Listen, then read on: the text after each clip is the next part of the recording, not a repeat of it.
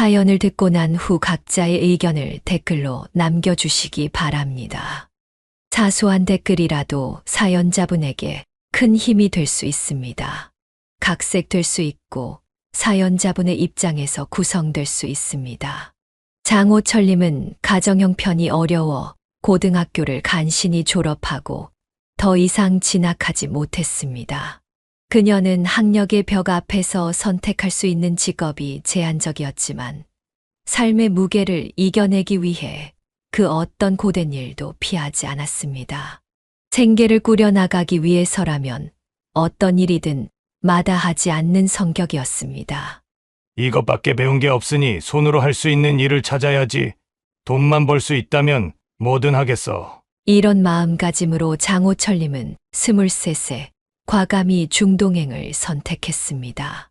현지 병원들에서 의료기기 설치와 관리 업무를 맡아 거의 10년 동안 뜨거운 사막 한가운데서 하루하루를 버텼습니다. 섭씨 50도를 넘나드는 열기 속에서 정밀한 의료 장비를 다루는 일은 체력적으로도 정신적으로도 쉽지 않았습니다. 작업 중 휴식 시간, 옆에서 일하던 동료가 궁금해했습니다. 장 씨는 이렇게 매일 열심히 일하면서 어디다 쓸 목표라도 있어? 그녀는 잠시 생각에 잠기더니 진지하게 답했습니다. 나중에 우리나라 돌아가서 의료기기 좀 열고 싶어. 여기서 고생한 경험이 헛되지 않게 써먹을 거야. 주변 사람들은 그저 힘든 일 견디려고 하는 말로 여겼지만 장호철님은 진심이었습니다. 학교에서 많은 것을 배우진 못했어도 현장에서 쌓은 의료기기에 대한 지식과 경험은 누구에게도 뒤지지 않았습니다. 매일 밤 기기 매뉴얼을 보며 독학했고 고장난 장비를 직접 분해하고 조립하면서 실력을 키웠습니다. 병원 의사가 어느 날 그녀의 일처리를 보고 감탄했습니다. 어떻게 전문 교육도 없이 이런 복잡한 장비를 다룰 수 있죠? 우리 병원 기술자보다 낫네요. 장호철님은 쑥스러운 듯 웃었습니다. 그냥 관심이 있으니까 자연스럽게 배운 거예요. 실패도 많이 했고요. 동료들이 월급날이면 유흥을 즐기는 동안 장호철님은 철저히 절약했습니다. 한 푼이라도 더 모으기 위해 추가 근무도 마다하지 않았고 허리가 끊어질 듯 아파도 쉬지 않았습니다. 그 결과 통장 잔고는 꾸준히 불어났고 그의 꿈은 점점 현실이 되어갔습니다. 병원 복도를 지나던 중 그녀는 우연히 의사들의 대화를 들었습니다. 한국에서 개인 병원들이 많이 생기고 있대. 의료 장비 수요가 폭발적으로 늘고 있다더라. 장호철님의 눈이 반짝였습니다. 바로 그 시장을 노리고 있었기 때문입니다. 그날 밤 숙소에 돌아온 그는 노트에 사업 계획을 꼼꼼히 적었습니다. 모아둔 돈, 필요한 자본금, 초기 판매할 장비 목록까지. 이 고생이 헛되지 않을 거야. 나는 공부 제대로 못했지만 내 자식들은 무조건 대학 보내서 전문가로 키울 거야. 그는 잠들기 전 언젠가 가질 가족을 생각하며 미소 지었습니다. 지친 몸을 이끌고 내일도 일터로 나가야 했지만 미래에 대한 꿈이 그에게 힘을 주었습니다. 장호철님의 의지는 사막의 모래폭풍보다 더 강했습니다.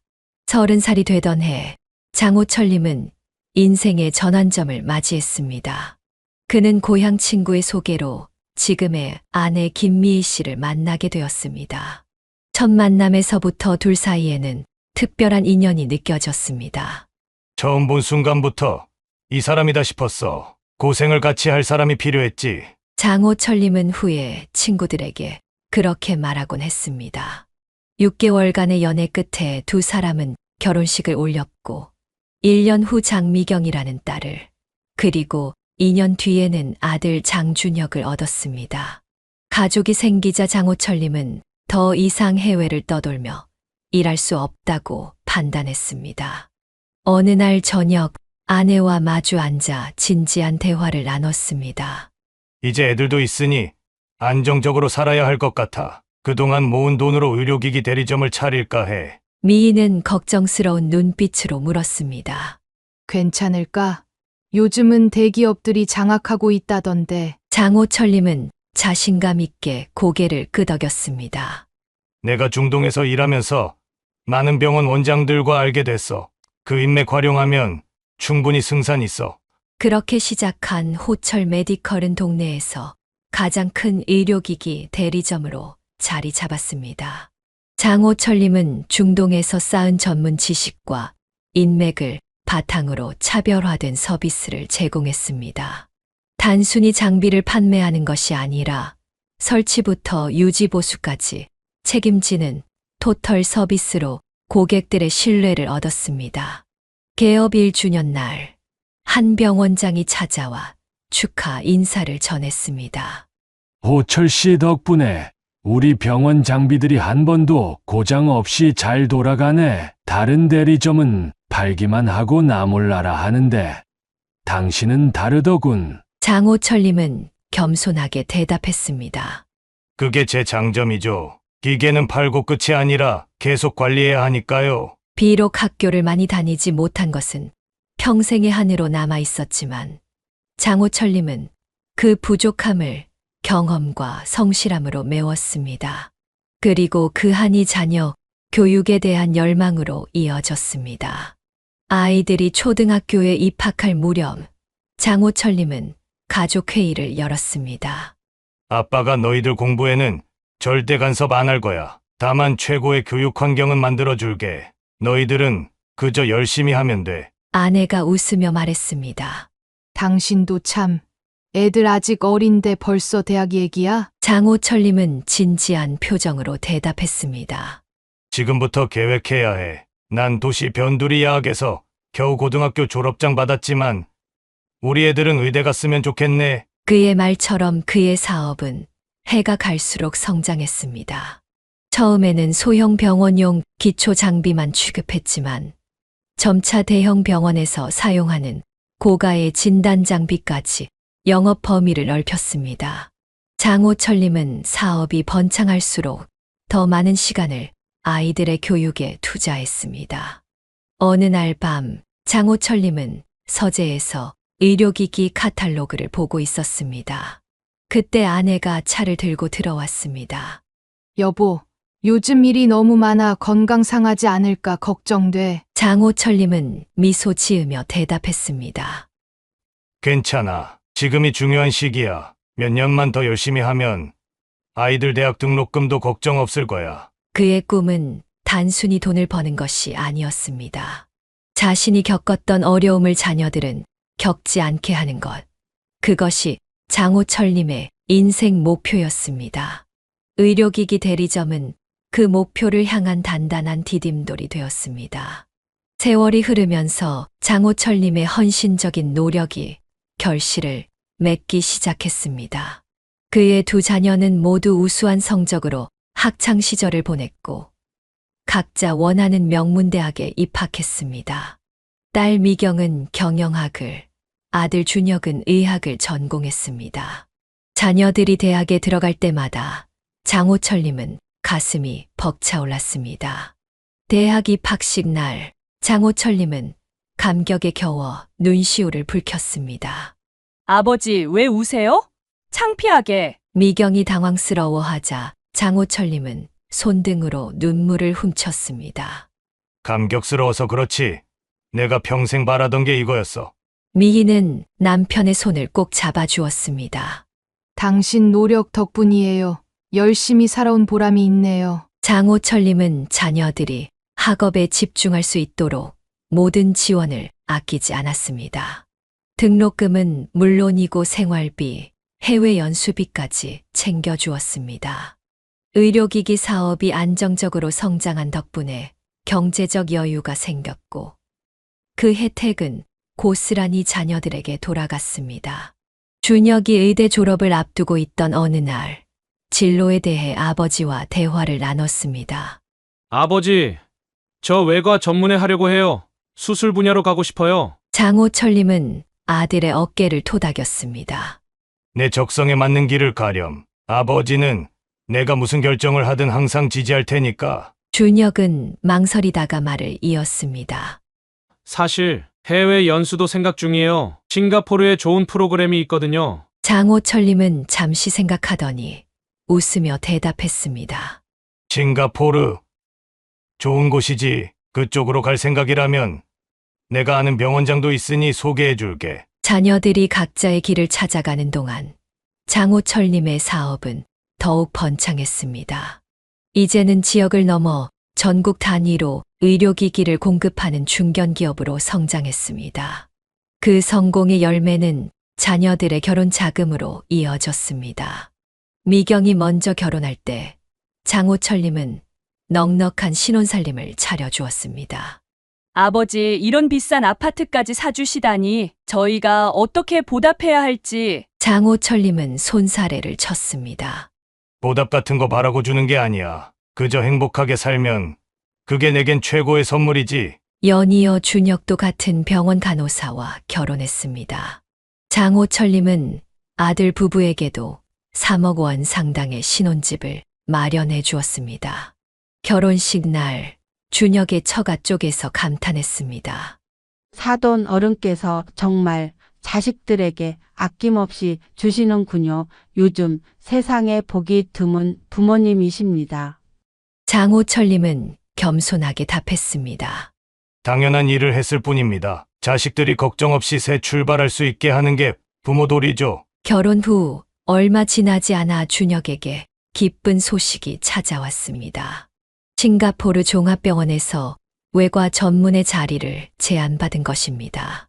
가족회의에서 준혁이 조심스럽게 말을 꺼냈습니다. 아버님, 싱가포르로 발령받게 됐어요. 가족들 다 데리고 가야 할 것 같은데. 장호철님은 흔쾌히 동의했습니다. 좋은 기회잖아. 망설일 필요 없어. 해외에서 더 큰 경험 쌓고 오면 돼. 한편 미경은 결혼 후 육아에 전념하기 위해 회사를 그만두고 두 아이를 낳아 키우며 안정된 가정을 꾸렸습니다. 두 손주의 돌잔치에서 장호철님은 그 어느 때보다 행복한 미소를 지었습니다. 이제 58이 된 장호철님은 문득 자신의 삶을 돌아보았습니다. 고된 중동 생활부터 의료기기 사업 성공, 그리고 자녀들의 성장까지 모든 것이 꿈만 같았습니다. 그는 이제 삶의 무게를 내려놓고 아내와 함께 여유로운 노후를 즐길 때가 왔다고 생각했습니다. 이제 우리도 좀 쉬어볼까? 사업 넘기고 시골에 내려가 살면 어떨까? 미인은 반가운 표정으로 고개를 끄덕였습니다. 그래요. 당신도 이제 충분히 일했어요. 우리만의 시간을 가져봐요. 장호철님은 마침내 자신의 역할을 다했다는 안도감에 깊은 숨을 내쉬었습니다. 모든 것이 완벽해 보였습니다. 70세를 바라보는 나이가 되자 장호철님은 매일 아침 일어날 때마다 무릎과 허리가 예전 같지 않음을 실감했습니다. 수십 년간 의료기기를 들고 나르며 고객들의 현장을 방문했던 일이 이제 그의 몸에 누적된 피로로 돌아왔습니다. 어느 날 아침 그는 평소보다 더 심한 요통을 느끼며 일어났습니다. 여보, 나 오늘은 좀 쉴까? 허리가 너무 아파서. 미희가 걱정스러운 표정으로 달려왔습니다. 당신 요즘 자주 아프다고 하는데 병원 가봐야 하는 거 아니야? 장호철님은 통증을 참으며 고개를 저었습니다. 괜찮아. 나이 드니까 그런 거지. 하지만 이제 진짜 은퇴를 생각해봐야 할 것 같아. 그렇게 장호철님은 오랫동안 운영해온 사업을 정리하기로 결심했습니다. 30여 년간 일궈온 사업이었지만 건강이 더 중요하다는 판단이었습니다. 그와 미희는 경기도 외곽의 조용한 시골 마을의 작은 전원주택을 알아보기 시작했습니다. 여기 좋을 것 같아. 텃밭도 있고 공기도 좋고. 미희는 부동산 앱에서 찾은 매물 사진을 보여주며 말했습니다. 그래. 마음에 드네. 이제 우리도 조용히 자연 속에서 살 때가 됐지. 가게 정리 소식을 들은 아들 준혁은 화상통화로 연락해왔습니다. 아버지, 드디어 결정하셨군요. 정말 잘하신 일이에요. 몸 건강이 최우선이죠. 의사 생활을 하고 있는 아들을 보며 뿌듯함을 느꼈습니다. 너희들 다 잘 자리 잡았으니 이제 우리도 편히 쉬어야지. 준혁은 웃으며 대답했습니다. 다음 달에 휴가 내서 한국 갈게요. 좋은 집 구하시면 이사 돕고 싶어요. 장호철님은 가게 정리와 은퇴 계획에 들떠 있었습니다. 30년 넘게 일만 하며 살아온 그에게 이제 찾아올 자유로운 시간은 큰 기대감으로 다가왔습니다.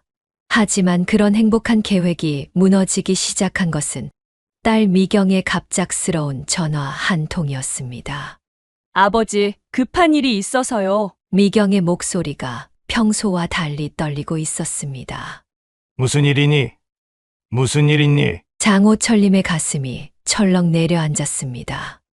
사실 남편 사업이 완전히 망했어요. 사위가 운영하던 의류 수출 사업이 갑작스러운 환율 변동과 해외 바이어의 계약 파기로 파산 직전이라는 충격적인 소식이었습니다.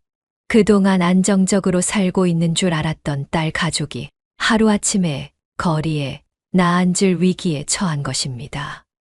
그래서 집을 팔아야 할 것 같아요. 집을 팔면 좀 남긴 하는데 장호철님은 말문이 막혔습니다. 그때 미경이 더 충격적인 제안을 했습니다. 아버지, 사실 저희가 생각한 게 있는데 집 판 돈으로 식당을 차리려고요. 식당이라고? 너희가 무슨 요식업을 해본 적이 있니? 장호철님은 당황스러움을 감추지 못했습니다. 요즘 프랜차이즈 시작하면 초보자도 할 수 있대요. 남편 대학 선배가 성공한 사례도 있고. 장호철님이 말을 가로막았습니다. 그럼 둘 다 취직해서 일하면 되지 않겠니? 너도 경영학 전공했잖아. 미경은 한숨을 쉬었습니다. 취직이 쉽지 않아요. 애들 둘 키우면서 경력 단절된 상태에서 게다가 민수 오빠는 사업 실패 이력 있으면 취업도 어렵고. 장호철님이 말없이 듣고 있자 미경이 마침내 본론을 꺼냈습니다. 그래서 아버지, 저희가 당분간 아버지 집에서 지낼 수 있을까요? 식당 자리 잡을 때까지만요. 순간 장호철님의 머릿속이 하얘졌습니다. 시골로 내려가 평화롭게 노후를 보내려던 계획이 물거품이 될 위기였습니다. 하지만 그는 딸의 절박한 목소리를 외면할 수 없었습니다. 아버지, 제발요. 저희 정말 갈 데가 없어요. 애들 학교도 옮겨야 하고. 장호철님은 전화기를 들고 미희를 바라보았습니다. 미희도 대화를 듣고 있었고 그녀의 눈에도 걱정이 가득했습니다. 장호철님은 깊은 한숨을 내쉬었습니다. 알았다. 일단 와서 얘기하자. 전화를 끊은 후 장호철님은 창밖을 멍하니 바라보았습니다. 그토록 꿈꿔왔던 평화로운 은퇴 생활이 이렇게 시작도 하기 전에 위기를 맞게 될 줄은 상상도 못했습니다. 장호철님이 딸의 부탁을 받고 난 후 집안의 분위기는 무거웠습니다. 그는 아내 미희와 거실에 마주 앉아 오랜 시간 대화를 나눴습니다. 은퇴 후 평화로운 전원 생활을 꿈꿔왔던 두 사람에게 갑작스러운 변화는 받아들이기 쉽지 않았습니다. 어떻게 생각해? 미경이네 받아들이면 우리 계획은 다 미뤄야 할 텐데. 미희는 한동안 생각에 잠기더니 조용히 말했습니다. 그래도 자식인데 어떡해요. 지금 딱 도움이 필요한 때인데 외면할 수는 없잖아요. 장호철님은 창밖을 바라보며 깊은 숨을 내쉬었습니다. 알아. 나도 그 생각이야. 하지만 이게 잠시 도와주는 정도로 끝날까? 식당이 금방 자리 잡을 거라는 보장도 없고. 이틀 뒤 미경과 사위 민수가 직접 찾아왔습니다. 민수는 평소의 자신감 넘치는 모습과 달리 고개를 숙인 채 앉아 있었습니다. 아버님, 정말 죄송합니다. 제가 능력이 부족해서. 장호철님은 손을 들어 사위의 말을 끊었습니다. 이미 지난 일이니 말하지 말게. 앞으로 어떻게 할 건지 그게 중요하지. 미경이 조심스럽게 말을 이어갔습니다. 저희가 찾아본 식당 자리가 있어요. 시장 입구 쪽에 있는 곳인데 권리금이 좀 있지만 유동인구가 많아서 장사가 잘 될 것 같아요. 사위가 준비해온 사업 계획서를 펼쳤습니다. 한식 뷔페 형태의 식당으로 초기 투자 비용과 예상 수익 등이 적혀 있었습니다. 장호철님은 자세히 살펴보았습니다. 초기 비용이 꽤 많이 필요하겠구나. 미경이 머뭇거리다 말했습니다. 그래서 아버지께 도움을 좀 청하려고요. 은행 대출만으로는 부족해서. 장호철님과 미희는 서로를 바라보았습니다. 결국 장호철님이 입을 열었습니다. 얼마나 필요한데? 5천만 원 정도요. 나중에 장사 잘 되면 꼭 갚을게요. 침묵이 흘렀습니다. 그 순간 사위가 무릎을 꿇었습니다. 장인어른, 정말 죄송합니다. 이런 부탁을 드리게 되어 하지만 저희에게 마지막 기회를 주신다면 이번엔 절대 실패하지 않겠습니다. 장호철님은 사위를 일으켜 세웠습니다. 그만해. 가족끼리 이럴 필요 없어. 도울 수 있는 만큼 돕겠다. 그날 밤 장호철님은 잠을 이루지 못했습니다. 그가 평생 모아온 노후 자금에서 5천만 원을 빼내는 것은 쉬운 결정이 아니었습니다. 하지만 딸 가족의 절박한 상황을 외면할 수 없었습니다. 다음 날 장호철님은 은행에 들러 자금을 마련했습니다. 그리고 식당 계약금을 지불하는 자리에 함께 했습니다. 부동산 중개인이 계약서를 작성하는 동안 그는 창밖으로 보이는 시장 풍경을 바라보았습니다. 이 식당이 잘 될까? 불안한 마음이 들었지만 표정을 감추고 있었습니다. 계약이 끝나고 미경이 아버지의 손을 꼭 잡았습니다. 아버지, 정말 감사해요. 꼭 성공해서 보답할게요. 장호철님은 담담하게 대답했습니다. 성공하는 것만큼 중요한 건 실패했을 때 어떻게 대처하느냐야. 이번엔 신중하게 해. 그로부터 한 달도 채 지나지 않아 미경네 가족은 장호철님의 집으로 이사 왔습니다. 넓은 아파트였지만 갑자기 4명이 더 들어오니 공간이 비좁게 느껴졌습니다. 초등학생인 손자 둘은 에너지가 넘쳐 집안을 뛰어다녔고 그 소음에 미희는 점점 지쳐갔습니다. 식당 개업일, 장호철님 부부는 아침 일찍부터 식당으로 가서 준비를 도왔습니다.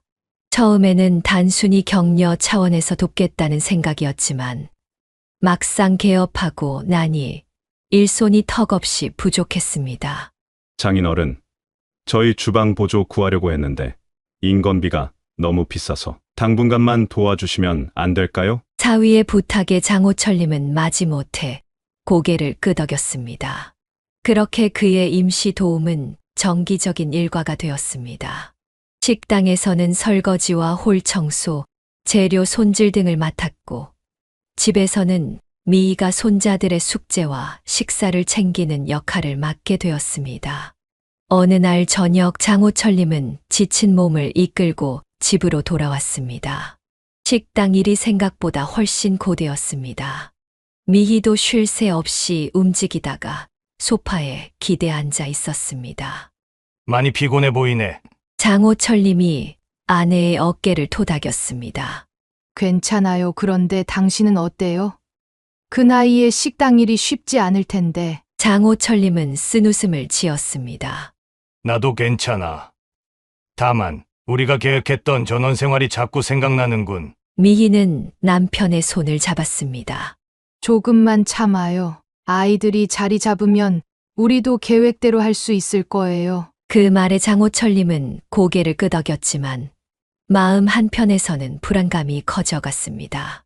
식당 운영이 생각보다 순탄치 않았고 미경 부부는 경험 부족으로 여러 시행착오를 겪고 있었습니다. 그럴 때마다 장호철님은 조언을 건넸지만 젊은 부부는 그의 말을 구식 생각이라며 흘려들었습니다. 그렇게 하루하루가 지나며 장호철님 부부의 잠시 도와주는 역할은 점점 더 커져갔습니다. 그들의 귀농 계획은 무기한 연기되었고 대신 식당 일과 손자 돌봄이라는 새로운 일상이 자리 잡았습니다. 장호철님은 가끔 창밖으로 보이는 하늘을 바라보며 한숨을 내쉬었습니다. 언젠가는 자신들만의 평화를 찾을 수 있을까? 그 의문이 그의 마음을 무겁게 짓눌렀습니다. 식당 문을 연 지 일주일이 지났습니다. 아직 손님은 많지 않았지만 장호철님은 매일 아침 7시부터 식당에 나가 준비를 시작했습니다. 그의 하루는 식재료 손질부터 시작해 영업 준비, 그리고 손님 응대까지 쉴 틈 없이 이어졌습니다. 아버지, 저기 화장실 바닥 좀 닦아주세요. 손님이 토했나 봐요. 미경이 바쁜 와중에 소리쳤습니다. 장호철님은 망설임 없이 걸레와 청소도구를 들고 화장실로 향했습니다. 예전에는 수억 원의 의료장비 계약을 체결하던 사업가였지만 이제는 딸의 식당에서 자비를 도맡아 하는 신세가 되었습니다. 점심 피크타임이 지나고 잠시 한가해진 틈에 장호철님은 의자에 앉아 쉬었습니다. 그때 사위 민수가 커피를 들고 다가왔습니다. 장인어른, 많이 피곤하시죠? 이거 드세요. 장호철님은 감사히 커피를 받았습니다. 고맙다. 요즘 손님이 조금씩 늘어나는 것 같네. 민수는 고개를 끄덕이며 웃었습니다. 네. 입소문이 나기 시작했어요. 이대로 가면 2달 안에 원금 회복할 것 같아요. 그의 낙관적인 전망과 달리 식당 운영은 녹록지 않았습니다. 식재료 가격은 계속 오르는데 메뉴 가격은 경쟁 때문에 올리기 어려웠고 예상치 못한 설비 고장이나 수리비도 자주 발생했습니다. 한 달이 지난 어느 날 장호철님은 자신의 역할과 보상에 대해 이야기를 꺼내보기로 했습니다. 저녁 장사를 마치고 정리하는 시간, 그는 미경과 민수를 불렀습니다. 얘들아, 한 가지 물어볼 게 있는데 장호철님이 말을 꺼내자 미경이 의아한 표정으로 바라보았습니다. 뭐 필요한 거라도 있으세요? 장호철님은 잠시 망설이다 이야기를 이어갔습니다. 아니, 그게 아니라 내가 여기서 일한 지도 한 달이 넘었는데 급여 같은 건 어떻게 생각하고 있니? 순간 미경과 민수의 표정이 굳었습니다. 잠시 침묵이 흐르다 민수가 먼저 입을 열었습니다. 아, 그런 부분까지는 생각을 못했네요. 지금 식당이 아직 손익분기점도 못 넘고 있어서. 미경이 급히 말을 이었습니다. 아버지, 지금은 정말 어려운 상황이에요. 은행 대출이자도 갚아야 하고 식재료 비용도 만만치 않고. 장호철님은 한숨을 내쉬었습니다. 그래. 상황이 어렵다는 건 알지만 나도 일하는 사람인데 최소한의 대가는 받아야 할 것 같아서. 미경은 잠시 고민하더니 제안했습니다. 그럼 월 100만 원 정도는 드릴 수 있을 것 같아요. 더 버는 대로 올려드릴게요. 장호철님은 그 금액이 자신의 노동 가치에 비해 터무니없이 적다는 것을 알았지만 더 이상 논쟁하고 싶지 않아 동의했습니다. 사실 그는 시간당 최저임금만 계산해도 월 200만 원은 받아야 하는 상황이었습니다. 그로부터 한 달 뒤 모처럼 월급날이 되었습니다. 장호철님은 기대감을 갖고 있었지만 미경은 어색한 표정으로 봉투를 건넸습니다. 아버지, 이번 달은 좀 어려워서 70만 원만 드릴 수 있어요. 다음 달엔 꼭 약속대로 해드릴게요. 장호철님은 말없이 봉투를 받았습니다. 집에 돌아와 미희에게 상황을 설명하자 그녀는 한숨을 내쉬었습니다. 당신도 참 딱 잘라서 말했어야지. 이러다 계속 우리만 손해볼 것 같아요. 장호철님은 창밖을 바라보았습니다. 그래도 자식인데 조금만 더 기다려보자. 하지만 식당 일은 점점 더 고되어졌습니다. 장호철님은 이제 홀서빙뿐만 아니라 주방 보조, 설거지, 재고 관리, 심지어 간단한 수리 작업까지 도맡아 하게 되었습니다. 실제로 한 명의 정직원이 할 일보다 더 많은 일을 하고 있었습니다. 어느 날 저녁 장호철님은 평소보다 더 늦게까지 식당에 남아 뒷정리를 하고 있었습니다. 딸과 사위는 먼저 퇴근했고 그는 혼자서 테이블을 닦고 바닥을 쓸었습니다. 사장님, 또 혼자 남아서 일하세요? 옆 가게 주인이 들어오며 물었습니다. 네. 조금만 더 하면 끝나요. 참 대단하시네요. 자식들은 먼저 가고 아버님이 이렇게 고생하시고 월급은 제대로 받으세요. 그 말에 장호철님은 쓴웃음만 지었습니다. 월급은커녕 집에서의 생활비까지 자신이 부담하고 있었기 때문입니다. 미경 가족이 들어온 후 식구가 2배로 늘었지만 생활비는 여전히 장호철님 부부가 대부분 책임지고 있었습니다. 아직 가게가 안정되지 않아서요. 조금만 더 시간이 지나면 나아질 겁니다. 하지만 그의 말과 달리 상황은 나아질 기미가 보이지 않았습니다. 미경은 매달 이번 달도 매출이 기대보다 적어서 라는 말로 약속했던 급여를 깎거나 미루었고 사위 민수는 점점 더 많은 일을 장호철님에게 떠넘겼습니다. 집에서의 상황도 크게 다르지 않았습니다. 미희는 손주들 뒷바라지와 집안일로 하루 종일 바빴지만 미경은 집안일에 거의 참여하지 않았습니다. 오히려 퇴근 후에는 너무 피곤해서 라며 방에 들어가 휴식을 취했습니다. 어느 저녁 장호철님과 아내는 침실에서 소곤소곤 대화를 나눴습니다. 여보, 이대로는 안 될 것 같아. 우리 건강이 다 망가질 것 같네. 미희의 목소리는 지쳐 있었습니다. 알아. 나도 몸이 예전 같지 않은데 이렇게 무리하면 오래 못 갈 것 같아. 장호철님은 깊은 고민에 빠졌습니다.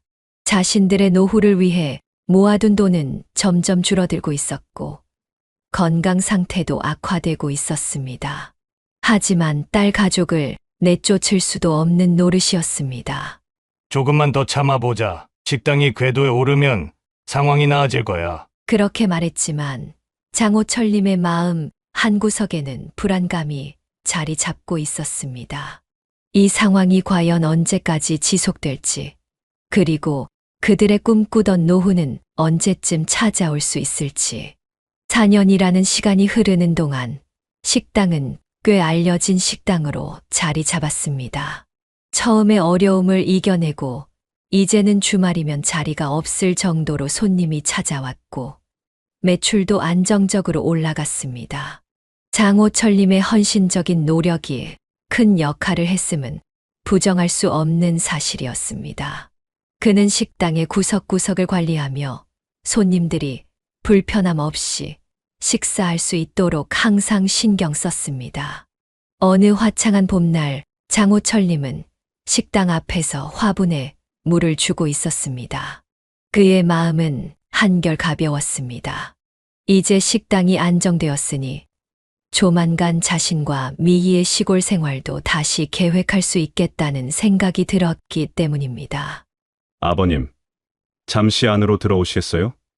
얘기할 게 있습니다. 사위가 문을 열고 장호철님을 불렀습니다.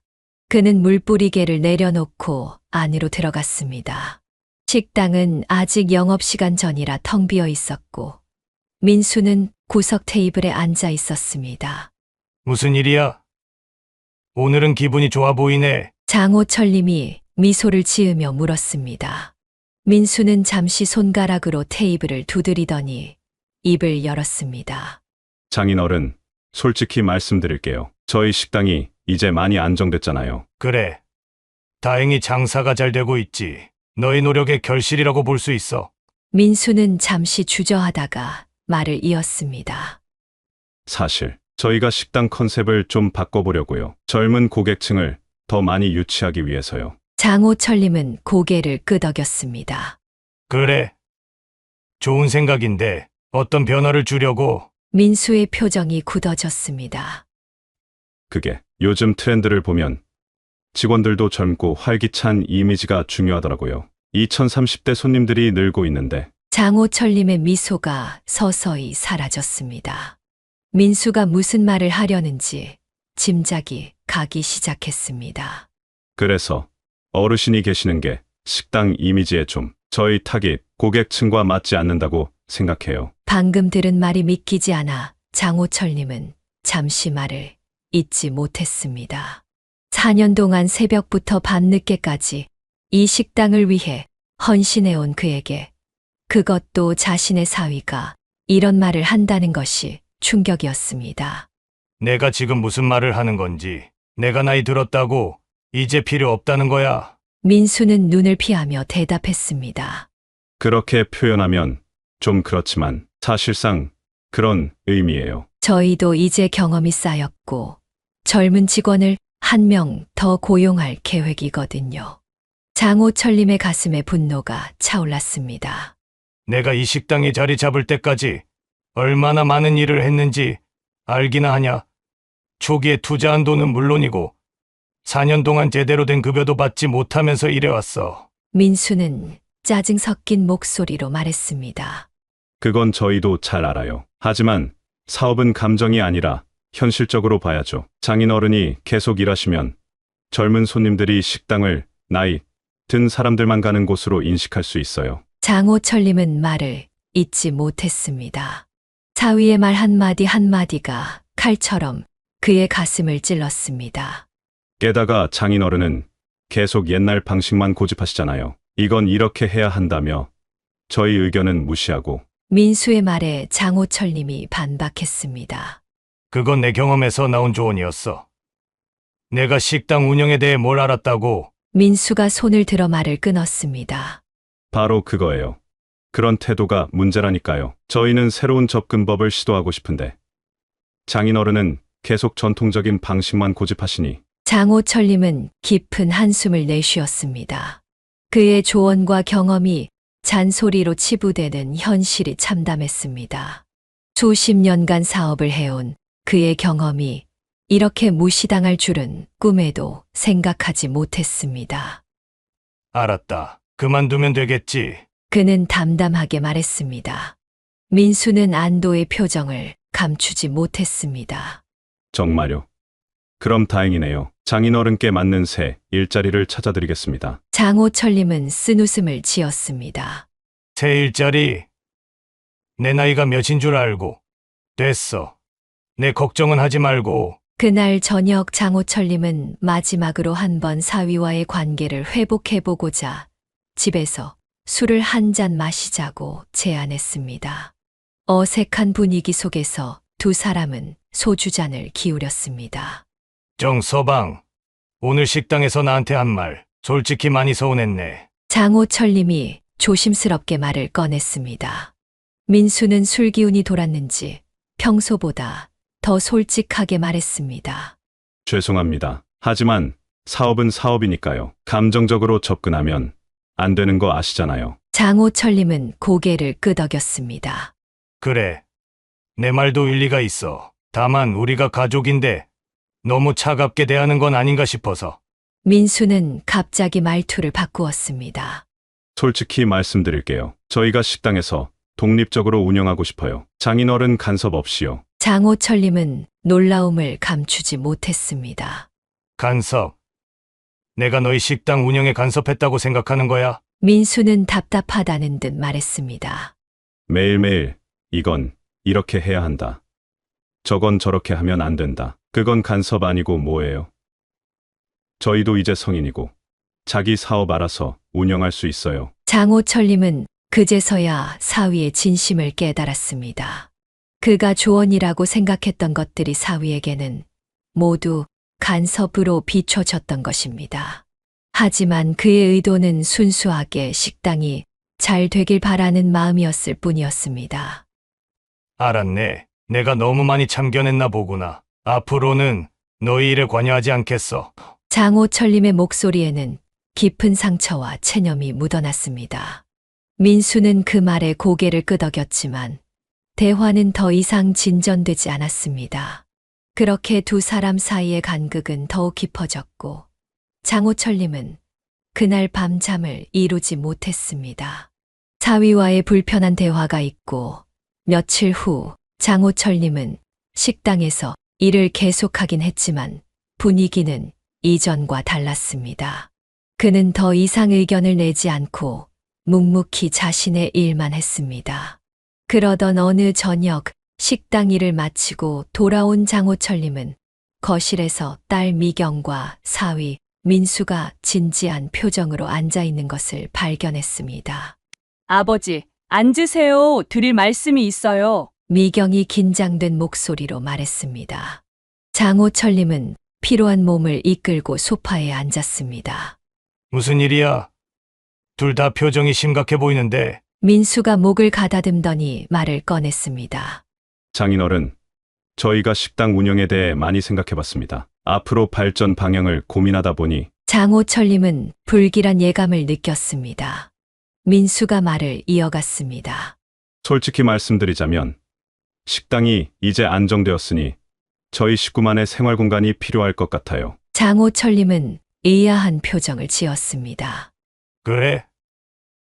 그럼 다른 집을 알아보려고. 미경이 망설이다 말을 받았습니다. 아니요. 저희는 여기 그대로 살고 싶어요. 장호철님은 곤란스러웠습니다. 여기. 그럼 우리는. 순간 방 안의 공기가 무거워졌습니다. 민수가 조심스럽게 말했습니다. 장인어른께서 원래 시골로 내려가실 계획이셨잖아요. 이제 그 계획을 실행하시면 어떨까 해서요. 장호철님은 믿을 수 없다는 표정으로 두 사람을 번갈아 쳐다보았습니다. 내 집에서 나보고 나가라는 소리야. 미경이 당황해하며 말했습니다.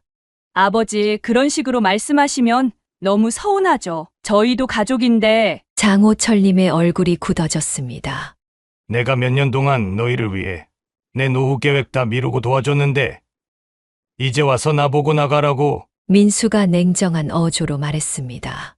저희가 장인어른, 은퇴, 자금 다 써버린 것도 아니잖아요. 식당 초기에 빌려주신 5천만 원.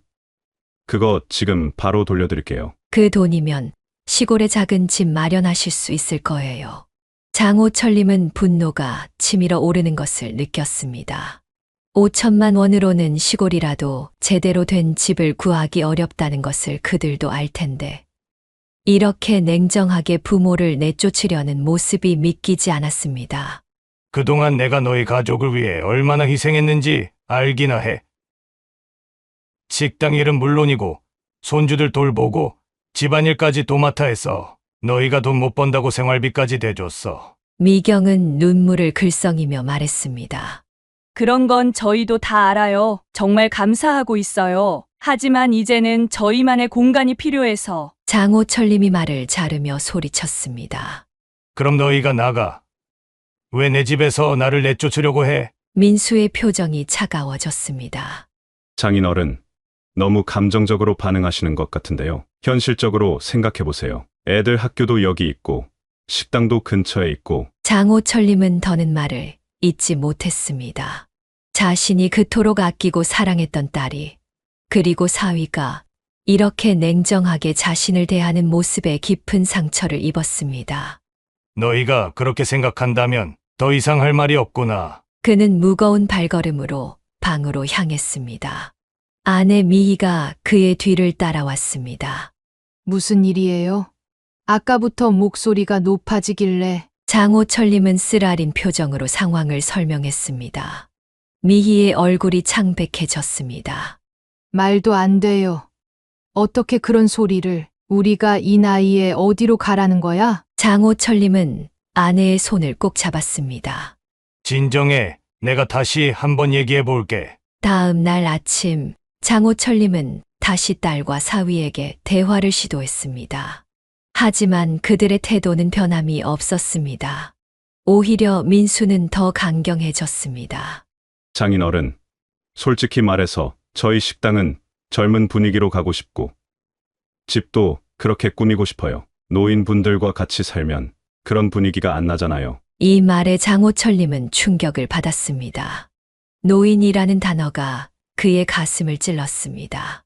딸 미경은 그저 옆에서 고개를 끄덕일 뿐 아버지를 변호하지 않았습니다. 장호철님은 그 자리에서 일어나 한마디도 더 하지 않고 방으로 돌아갔습니다. 그날 저녁 그와 미희는 밤늦게까지 대화를 나눴습니다. 더는 이렇게 살 수 없어요. 자식이라고 생각했는데 헌신짝처럼 버리려고 하다니. 미희의 목소리는 떨렸습니다. 장호철님은 깊은 한숨을 내쉬었습니다. 맞아. 난 이제 결심했어. 내일 당장 나가자고 하면 우리도 할 말 없지만 우선은 우리 방식대로 해보자. 미희가 궁금한 표정으로 물었습니다. 무슨 뜻이에요? 장호철님은 단호한 표정으로 대답했습니다. 내 집에서 쫓겨날 순 없어. 내일 내가 할 일이 있으니 지켜봐. 그의 눈에는 오랜만에 결연한 의지가 빛났습니다. 인생의 가장 큰 배신을 경험한 장호철님은 이제 자신과 아내를 위한 싸움을 준비하고 있었습니다. 다음 날 아침 장호철님은 일찍 일어나 결단을 내렸습니다. 딸과 사위가 식당으로 출근한 직후 그는 즉시 행동에 옮겼습니다. 먼저 현관 디지털 도어락의 비밀번호를 모두 변경했습니다. 여보, 정말 이렇게 해도 괜찮을까요? 아내가 걱정스러운 눈빛으로 물었습니다. 괜찮아. 법적으로 이 집은 내 명의야. 우리가 평생 일해서 번 돈으로 산 집이야. 그들이 우리를 내쫓으려 했으니 우리도 당당히 맞서는 거지. 장호철님은 전화기를 들어 지역 부동산에 연락했습니다. 네.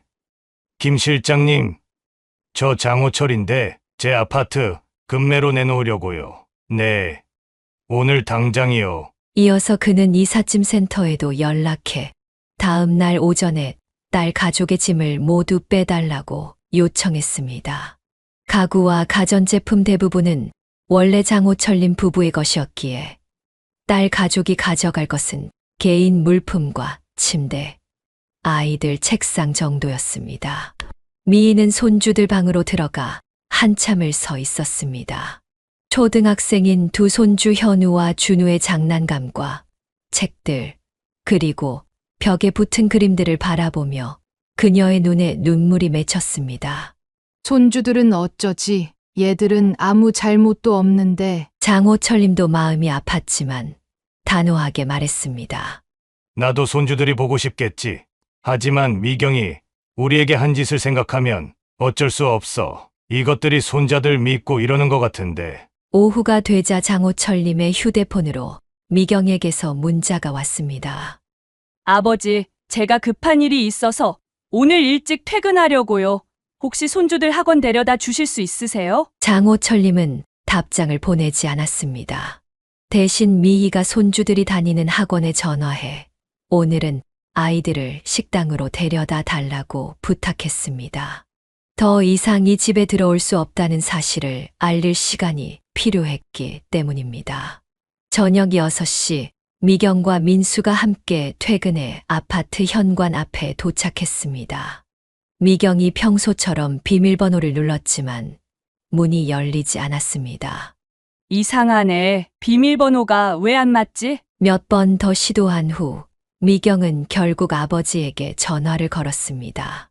아버지, 현관문이 안 열려요. 비밀번호가 바뀐 것 같은데요. 장호철님은 차분하게 대답했습니다. 그래. 내가 바꿨어. 네, 왜요? 저희는 어떻게 들어가요? 들어올 필요 없어. 너희 짐은 내일 아침에 이삿짐 센터에서 다 빼놓을 거야. 전화 너머로 미경의 놀란 목소리가 들렸습니다. 아버지, 농담하시는 거죠? 우리 애들은 어디서 자라고요? 너희가 어제 나한테 한 말 기억 안 나? 나보고 나가라며 5천만 원으로 시골 내려가서 살라고 했잖아. 그래서 내가 생각해봤는데 왜 내가 내 집에서 나가야 해? 오히려 너희가 나가는 게 맞지. 민수가 전화를 빼서 격분한 목소리로 말했습니다. 장인어른, 이게 무슨 짓이에요? 당장 문 열어주세요. 아니면 경찰 부를 겁니다. 장호철님은 여전히 침착했습니다. 경찰. 불러봐. 이 집 등기부등본에 누구 이름이 적혀 있는지 한번 물어보던가. 법적으로 내 집인데 내가 누구를 들이고 안 들이고는 내 자유야. 문 앞에서 민수의 분노에 찬 고함 소리가 들렸지만 장호철님은 단호했습니다. 결국 미경이 다시 전화를 받았습니다. 아버지, 제발요. 우리 애들 옷까지라도 좀 챙겨주세요. 오늘 어디서 자야 할지. 장호철님은 약간 마음이 흔들렸지만 어제의 상처를 생각하며 단호하게 대답했습니다. 필요한 건 내일 짐 뺄 때 가져가. 오늘은 호텔이든 어디든 가서 자. 전화를 끊은 후 미희가 장호철님의 어깨에 손을 얹었습니다. 손주들 생각하면 마음이 아프네요. 장호철님도 깊은 한숨을 내쉬었습니다. 나도 그래. 하지만 어쩔 수 없어. 우리가 쫓겨날 뻔했잖아. 다음 날 아침 약속대로 이삿짐 센터 직원들이 와서 미경 가족의 짐을 모두 실어 나갔습니다. 장호철님은 임시 보관 창고를 대여해 그곳에 짐을 옮기도록 지시했습니다. 정오쯤 미경과 민수가 다시 찾아왔습니다. 이번에는 더 격앙된 상태였습니다. 아버지, 어떻게 우리한테 이럴 수 있어요? 애들 학교는 어떻게 하고? 장호철님은 단호하게 말했습니다. 너희도 나한테 똑같이 했잖아. 내가 살던 집에서 나가라고 했잖아. 그 기분이 어땠을지 한번 생각해봐. 민수가 끼어들었습니다. 장인어른, 이러시면 앞으로 손주들 못 보실 겁니다. 그래도 괜찮으세요? 장호철님은 잠시 고민했지만 미희가 대신 대답했습니다. 우리가 애들을 사랑했던 건 딸을 사랑해서였지. 그런데 그런 자식이 미워지니까 손주들도 안 보고 싶다. 미희의 단호한 말에 미경은 눈물을 글썽였습니다. 정말 이렇게 끝내실 거예요? 우리 가족 관계가 장호철님은 깊은 한숨을 내쉬며 말했습니다. 끝낸 건 너희야. 부모를 이렇게 대하는 자식을 어떻게 다시 믿을 수 있겠니? 결국 미경과 민수는 짐을 챙겨 민수 부모님 집으로 향했습니다. 떠나는 그들의 뒷모습을 바라보며 장호철님과 미희의 마음은 무거웠지만 그들은 자신들의 결정을 후회하지 않았습니다. 이제 그들은 자신들의 남은 인생을 스스로 지키기로 한 것입니다. 장호철님의 아파트는 예상보다 빨리 팔렸습니다. 강남 인근의 역세권 아파트라 매물로 나온 지 보름 만에 좋은 가격에 거래가 성사되었습니다. 부동산 중개인이 계약서를 들고 왔을 때 장호철님과 미희의 얼굴에는 홀가분한 표정이 떠올랐습니다. 장호철님이 계약서에 서명하며 말했습니다. 그는 오랫동안 꿈꿔왔던 시골 생활을 위해 강원도 양양 근처의 작은 마을에 아담한 전원주택을 구입했습니다. 서울 아파트를 판 돈으로 시골집을 사고도 상당한 금액이 남았기에 노후 자금도 넉넉히 확보할 수 있었습니다. 이사 당일 서울의 아파트를 떠나며 장호철님은 뒤돌아보지 않았습니다. 그곳에는 딸과의 쓰라린 기억만 남아있을 뿐이었습니다. 미희는 조용히 창밖을 바라보며 말했습니다. 이제 정말 우리 둘만의 시간이 시작되는 거네요. 새 집은 자그마한 정원이 있는 2층짜리 주택이었습니다. 1층에는 거실과 주방, 침실이 있었고 2층은 서재와 손님방으로 꾸몄습니다. 장호철님은 집 뒤편에 작은 텃밭을 일구었고 미희는 정원에 꽃을 심었습니다. 내가 평생 의료기기만 만지다가 이제는 흙을 만지게 될 줄이야. 장호철님이 텃밭에 상추 모종을 심으며 웃었습니다. 미희도 함께 웃으며 대답했습니다. 당신도 참 의료기기보다 채소가 더 건강에 좋잖아요. 시골 생활은 처음에는 낯설었지만 둘은 금세 적응해 갔습니다. 마을 주민들과도 자연스럽게 어울리기 시작했고 주말마다 열리는 작은 장터에서 텃밭에서 기른 채소를 팔기도 했습니다. 장호철님은 마을 노인회에 가입해 활동했고 미희는 인근 복지관에서 요리 봉사를 시작했습니다. 복지관 관장이 미희의 김치를 맛보고 감탄했습니다. 미희는 쑥스러워하면서도 기뻐했습니다. 그동안 가족을 위해 살아왔던 삶에서 벗어나 자신만의 시간을 갖게 된 것이 새로운 경험이었습니다. 그렇게 3년의 시간이 흘렀습니다. 어느 날 장호철님 부부는 서울에 볼 일이 생겨 올라갔습니다. 일을 마친 후 택시를 타고 이동하던 중 우연히 예전 딸의 식당 근처를 지나가게 되었습니다. 기사님, 저기 잠깐 멈춰 주시겠어요? 장호철님이 요청했습니다. 택시가 멈추자 그는 창밖을 내다보았습니다. 예전 딸 사위의 식당이 있던 자리에는 이제 스무넷이 편의점이 들어서 있었습니다. 식당이 문을 닫았네. 미희가 작은 목소리로 말했습니다. 장호철님은 아무 말 없이 고개를 끄덕였습니다.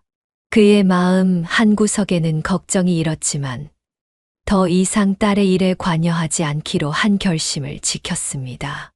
가시죠, 기사님. 택시는 다시 움직이기 시작했고 장호철님은 더 이상 뒤돌아보지 않았습니다.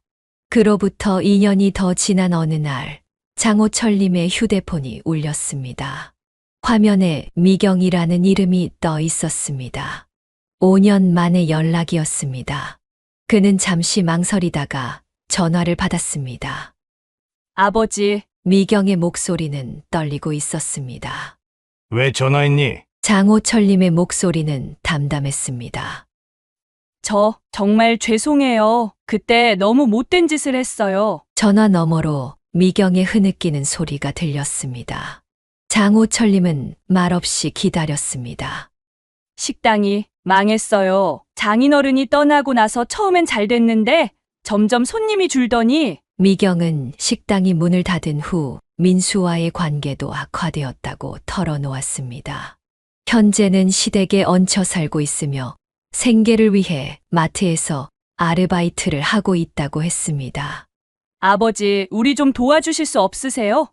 제가 잘못했어요. 정말 후회하고 있어요. 장호철님은 딸의 사정에 마음이 아팠지만 과거의 기억이 그를 단단하게 만들었습니다.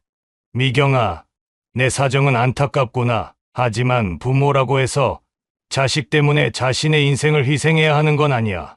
아버지, 나도 내 아버지지만 나 역시 한 사람의 인간이야. 죽기 전까지는 부모의 인생도 똑같은 가치가 있어. 그걸 너희가 인정하지 않았잖니? 미경의 흐느낌이 더 커졌습니다. 그땐 제가 너무 이기적이었어요. 이제 와서 그 마음을 이해해요. 장호철님은 따뜻하지만 단호한 어조로 말했습니다. 내 말을 믿고 싶지만 한번 무너진 신뢰는 쉽게 회복되지 않는단다. 내가 스스로 일어서는 모습을 보고 싶어. 지금 내가 겪는 어려움도 성장의 기회라고 생각하렴. 전화를 끊은 후 미희가 물었습니다. 미경이었어요? 무슨 일이래요? 장호철님은 대화 내용을 전해 주었습니다. 미희의 눈에 잠시 걱정이 스쳤지만 곧 담담해졌습니다. 우리가 한 결정이 맞았네요. 그 아이도 이제 스스로 책임지는 법을 배워야 해요. 그날 저녁 장호철님 부부는 집 앞 정원에 앉아 별을 바라보았습니다. 봄밤의 선선한 공기가 두 사람을 감쌌습니다. 여보, 후회 없어요? 미희가 문득 물었습니다. 장호철님은 아내의 손을 꼭 잡았습니다. 전혀 평생 남을 위해 살았는데 이제는 우리를 위해 사는 법을 배웠잖아. 비록 늦게 시작했지만 지금 이 소소한 행복이 진짜 행복이라는 걸 알게 됐어. 두 사람은 말없이 서로를 바라보며 미소 지었습니다. 어둠 속에서도 그들의 눈빛은 밝게 빛나고 있었습니다. 장호철님 부부는 비로소 자신들만의 인생을 찾았고 그 안에서 진정한 평화를 발견했습니다. 두 번째 사연입니다. 이윤정은 인천의 작은 동네에서 태어나 자랐습니다. 그녀의 부모님은 동네 구석에 자리 잡은 조그만 세탁소를 운영했지만 가정 형편은 늘 빠듯했습니다. 할머니와 2명의 어린 동생들까지 부양해야 했기 때문에 생활은 더욱 팍팍했습니다. 장녀로 태어난 그녀는 일찍부터 집안의 책임을 나눠 짊어져야 했습니다. 윤정아, 학교 끝나면 바로 세탁소로 와. 오늘 일이 많아서 엄마 혼자 감당하기 어려울 것 같아. 거의 매일 아침 그녀의 어머니는 이렇게 당부했고 윤정은 학교 종이 울리자마자 달려가 부모님을 도왔습니다. 세탁물을 정리하고 다림질을 돕고 동생들의 숙제와 저녁을 챙기는 것이 그녀의 일상이었습니다. 친구들이 피아노 학원, 미술 학원, 영어 학원을 오가며 배움을 쌓을 때 그녀는 세탁소에서 옷가지들 사이에 파묻혀 지냈습니다. 특히 그녀에게는 하나의 간절한 꿈이 있었습니다. 바로 피아노를 배우는 것이었습니다. 엄마, 나도 피아노 배우고 싶어. 우리 딸, 미안해. 지금은 형편이 좀 어려워서 나중에 좀 나아지면 꼭 보내줄게. 그녀의 어머니는 언제나 미안한 표정으로 대답했습니다. 윤정은 이해한다며 웃었지만 마음 한구석은 늘 쓸쓸했습니다. 초등학교 3학년 때부터 그녀는 친구들이 다니는 피아노 학원 앞을 서성였습니다. 간혹 창문이 열려 있으면 그녀는 창틀에 매달려 친구들이 피아노 치는 모습을 지켜보곤 했습니다. 까만 건반과 하얀 건반 위에서 춤추는 손가락들이 그녀에겐 마법처럼 느껴졌습니다. 야, 이윤정, 또 여기서 뭐 해? 피아노 그렇게 보고 싶어? 동네 친구 수민이가 학원에서 나오며 물었습니다. 그냥 어떻게 치는지 궁금해서. 우리 선생님한테 말해볼까? 혹시 너도 잠깐 쳐볼 수 있게. 아니야, 괜찮아. 그냥 보는 것만으로도 좋아. 윤정은 쑥스러운 미소를 지으며 대답했지만 그녀의 가슴 속에는 피아노를 향한 열망이 점점 커져갔습니다. 밤마다 그녀는 세탁소에서 다 달아해진 손가락으로 이불 위에 상상의 건반을 그리며 꿈속에서만 피아노를 연주했습니다. 이렇게 그녀의 어린 시절은 책임감과 현실의 무게, 그리고 이루지 못한 꿈 사이에서 조용히 흘러갔습니다. 윤정이 중학교에 입학할 무렵 그녀의 가족에게 큰 변화가 찾아왔습니다. 오랫동안 투병하시던 할머니가 세상을 떠나셨고 가족들은 슬픔을 뒤로한 채 새로운 출발을 위해 부천으로 이사를 결정했습니다. 여기서는 더 이상 세탁소로는 버티기 힘들어 새로운 곳에서 새로운 사업을 시작하는 게 좋을 것 같아. 아버지의 단호한 결정에 가족 모두가 동의했습니다. 부모님은 오랫동안 운영해오던 세탁소를 정리하고 부천의 주택가에 작은 치킨집을 열었습니다. 처음에는 신선한 재료와 정성 어린 조리법으로 입소문이 나면서 장사가 제법 잘 되었습니다. 윤정아, 이제 좀 나아질 것 같다. 조금만 더 참으면 내가 하고 싶은 것도 해줄 수 있을 것 같아. 어머니의 말에 윤정은 가슴 한켠에 희망을 품었습니다. 그러나 그 희망은 오래가지 못했습니다. 몇 달 지나지 않아 근처의 대형 프랜차이즈 치킨집이 연이어 문을 열었고 그들의 작은 가게는 점점 손님이 줄어들기 시작했습니다. 여보, 오늘도 주문이 5건밖에 안 들어왔어. 이러다 월세도 못 낼 것 같아. 어머니의 한숨 섞인 목소리가 주방에서 들려왔습니다. 부모님은 밤늦게까지 마주 앉아 해결책을 고민했지만 뾰족한 수가 없었습니다. 내가 배달을 직접 뛰면 어떨까? 배달비라도 아끼면. 당신 그 허리로 배달을 어떻게 해? 몸 상하면 더 큰일이야. 어쩌겠어. 지금은 살아남는 게 우선이잖아. 결국 아버지는 배달원을 줄이고 직접 배달을 나가기 시작했습니다. 윤정도 학교가 끝나면 곧장 치킨집으로 달려와 주방을 돕거나 주문 전화를 받았습니다. 그녀의 옷과 머리카락에는 늘 치킨 냄새가 배어 있었고 그로 인해 학교에서 놀림을 받기도 했습니다. 저기 윤정이 온다 맡아봐. 치킨 냄새 진짜 심하지 않냐? 진짜 저런 냄새 풍기면서 어떻게 다니지? 나라면 학교도 못 올 것 같은데. 그녀는 그런 말을 들을 때마다 속으로 눈물을 삼켰지만 겉으로는 아무렇지 않은 척했습니다. 가족을 위해 이 정도쯤은 참을 수 있다고 스스로를 다독였습니다. 그러나 운명은 그들에게 더 큰 시련을 준비하고 있었습니다. 윤정이 고등학교에 입학한 지 얼마 되지 않았을 때 아버지가 배달 도중 큰 교통사고를 당했습니다. 골목을 나서던 찰나에 과속하던 차량과 충돌한 것입니다. 윤정아, 아빠가 사고 났어. 지금 병원으로 가야 해. 어머니의 다급한 전화에 윤정은 수업 중임에도 불구하고 곧바로 병원으로 달려갔습니다. 중환자실 앞에서 울고 있는 어머니를 보는 순간 그녀의 가슴은 무너져 내렸습니다. 엄마, 아빠 괜찮으실 거야. 분명 그럴 거야. 그녀는 떨리는 목소리로 어머니를 위로했지만 상황은 녹록지 않았습니다. 다행히 아버지의 생명에는 지장이 없었으나 장기간의 치료가 필요한 상태였습니다. 당장 가게를 운영할 수도 없고 치료비까지 필요한 상황에서 어머니는 결국 치킨집을 정리할 수밖에 없었습니다. 치킨집 간판을 내리던 날, 어머니는 문득 윤정의 손을 꼭 잡았습니다. 우리 딸, 미안해. 엄마가 너한테 피아노 가르쳐 주고 싶었는데 항상 형편이 안 좋아서. 괜찮아. 엄마, 난 이제 다 컸는걸. 피아노 같은 건 생각도 안 해. 윤정은 밝게 웃으며 대답했지만 그 말을 하는 순간 눈물이 핑 돌았습니다.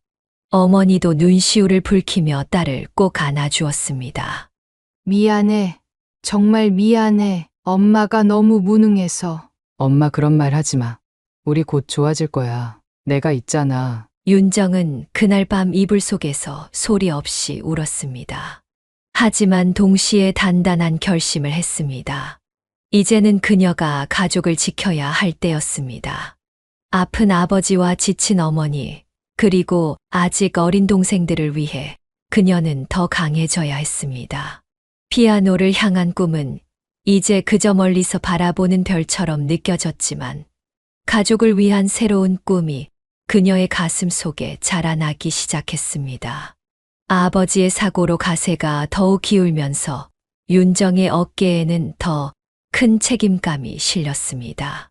그녀는 고등학교를 다니면서도 시간이 날 때마다 아르바이트를 찾아 뛰었습니다. 새벽에는 신문을 돌리고 주말에는 패스트푸드점에서 일했으며 방과 후에는 전단지를 배포했습니다. 비록 몸은 힘들었지만 조금이라도 가족에게 도움이 된다는 생각에 그녀는 꿋꿋이 견뎌냈습니다. 윤정아, 너무 무리하지 마. 학업도 중요해. 어머니의 걱정에도 그녀는 고개를 저었습니다. 괜찮아. 엄마 나 체력 좋잖아. 그리고 지금은 돈이 더 필요하잖아. 고등학교 3학년이 되자 윤정은 대학 진학보다 취업을 선택했습니다. 대학 등록금을 감당하기 어려운 상황이었고 무엇보다 당장 안정적인 수입원이 필요했기 때문입니다. 선생님, 저는 취업하려고요. 우리 집 형편이 대학 갈 상황이 안 돼서요. 담임교사는 안타까운 표정으로 그녀를 바라보았습니다. 성적도 괜찮은데 정말 아쉽구나. 그럼 좋은 회사 찾을 수 있도록 내가 도와줄게. 졸업을 앞둔 어느 날 기적처럼 좋은 기회가 찾아왔습니다. 대기업에서 고졸 계약직 사원을 모집한다는 공고를 본 것입니다. 경쟁률이 치열할 것이 분명했지만 윤정은 이 기회를 놓치지 않겠다고 결심했습니다. 밤을 새워가며 자기소개서를 쓰고 면접 준비를 했습니다. 딸, 너무 기대하지 마. 대기업은 경쟁이 심하니까. 아버지의 우려에도 불구하고 윤정은 놀라운 결과를 가져왔습니다. 최종 면접까지 통과해 합격 통지를 받은 것입니다. 아빠, 엄마, 내가 합격했어. 윤정이 합격 소식을 들고 집에 뛰어 들어왔을 때 가족들의 얼굴에는 믿기지 않는 기쁨이 번졌습니다. 우리 딸이 해냈구나. 정말 대단해. 비록 2년 계약직이었지만 대기업 월급은 그들 가정에 큰 도움이 되었습니다. 그녀는 첫 월급으로 밀린 아버지의 병원비를 갚았고 매달 안정적으로 생활비를 보태며 가족의 생계를 꾸려나갔습니다. 아버지의 건강도 조금씩 회복되었고 어머니도 작은 분식집을 시작하며 일상을 되찾아갔습니다. 윤정은 회사에서도 인정받는 직원이 되기 위해 노력했습니다. 누구보다 일찍 출근해 사무실을 정리하고 업무 시간에는 완벽한 집중력을 보여주었습니다. 상사들도 그녀의 성실함과 책임감 있는 태도를 높이 평가했습니다. 윤정 씨, 자료 정리가 정말 깔끔하네요. 다른 팀원들도 윤정 씨처럼 일했으면 좋겠어요. 그러나 회사 생활이 항상 순탄한 것만은 아니었습니다. 고졸 계약직이라는 꼬리표는 그녀에게 보이지 않는 벽을 만들었습니다. 아무리 열심히 일해도 승진이나 정규직 전환의 기회는 제한적이었습니다. 가끔 동료의 무심한 한마디가 그녀의 가슴을 찔렀지만 윤정은 포기하지 않았습니다.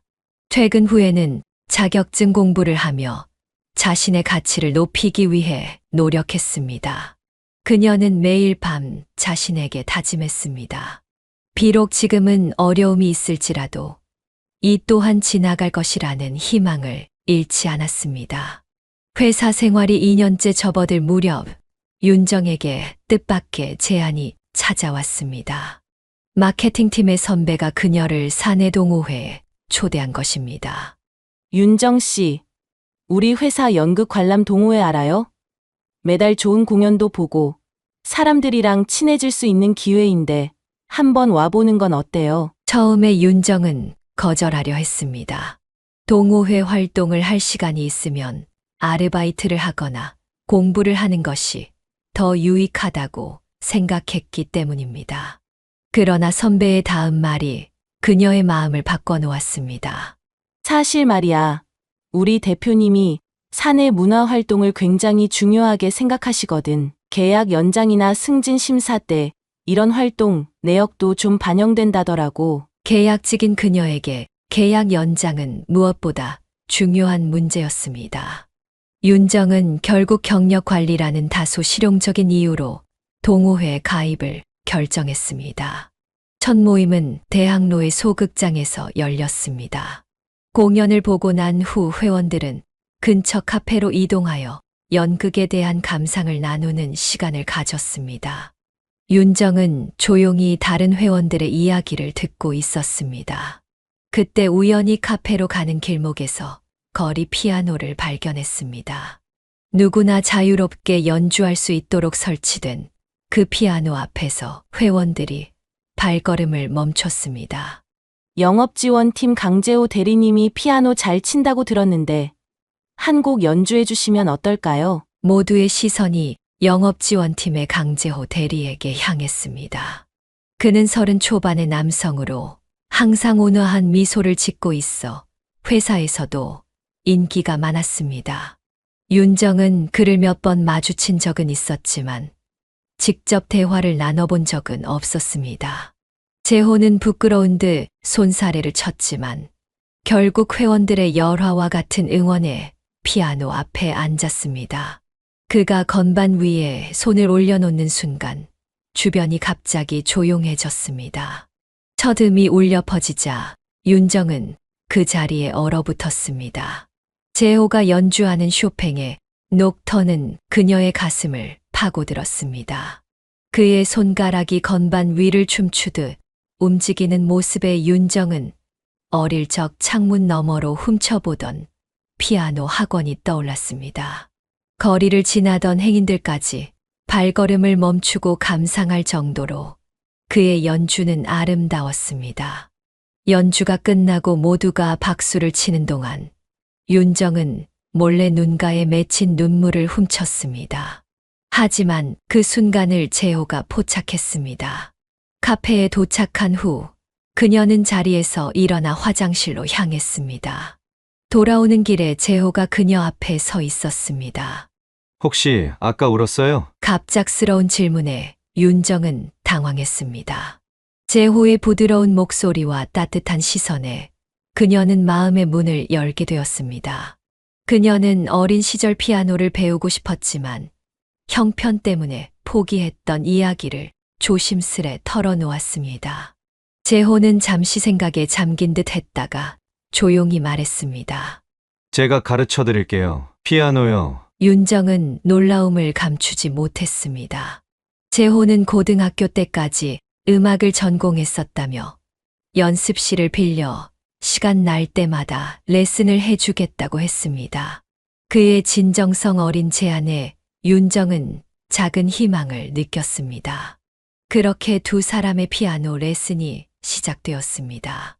처음에는 단순한 손가락 연습부터 시작했지만 윤정의 타고난 감각과 열정적인 노력으로 그녀는 빠르게 성장했습니다. 재호는 인내심을 가지고 윤정을 가르쳤고 그녀의 작은 성취에도 진심으로 기뻐했습니다. 레슨이 거듭될수록 윤정은 피아노뿐만 아니라 재호라는 사람에게도 점점 빠져들기 시작했습니다. 그의 따뜻한 성품, 열정, 그리고 자신을 대하는 진심 어린 태도가 그녀의 마음을 흔들었습니다. 물론 그녀는 자신의 감정을 드러내지 않았습니다.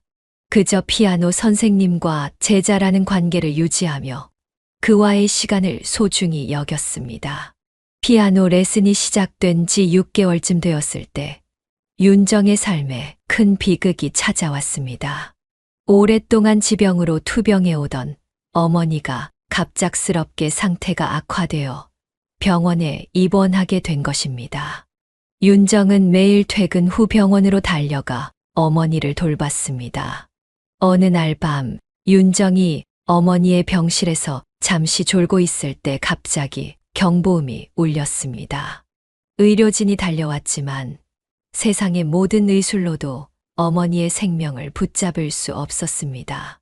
한평생 고생만 하다 떠나신 어머니의 차가운 손을 붙잡고 윤정은 말로 표현할 수 없는 슬픔에 잠겼습니다. 장례식을 준비하면서도 그녀는 겉으로는 강인함을 보였습니다. 아버지와 동생들을 위로하고 조문객들을 맞이하며 자신의 감정을 꾹꾹 눌러 담았습니다. 하지만 밤이 되면 그녀는 이불 속에서 혼자 울었습니다. 엄마의 따뜻한 손길이 그리웠고 더 잘해드리지 못한 후회가 그녀를 괴롭혔습니다. 이 어려운 시기에 재호는 윤정에게 큰 힘이 되어 주었습니다. 그는 장례식 내내 조용히 곁을 지켜주었고 윤정이 필요로 하는 것들을 묵묵히 챙겼습니다. 그의 따뜻한 배려는 어둠 속의 빛처럼 그녀에게 위안을 주었습니다. 장례를 마치고 일상으로 돌아왔지만 윤정의 마음은 쉽게 회복되지 않았습니다. 그녀는 무의식적으로 회사에서도 어머니에게 전화를 걸려다 멈추곤 했고 집에 돌아가면 어머니가 맞이해 줄 것 같은 착각에 현관문을 열기도 했습니다. 재호는 이런 윤정을 위해 더욱 세심하게 챙겼습니다. 회사에서 그녀가 식사를 거르지 않도록 살폈고 슬픔에 잠길 때면 조용히 위로해 주었습니다.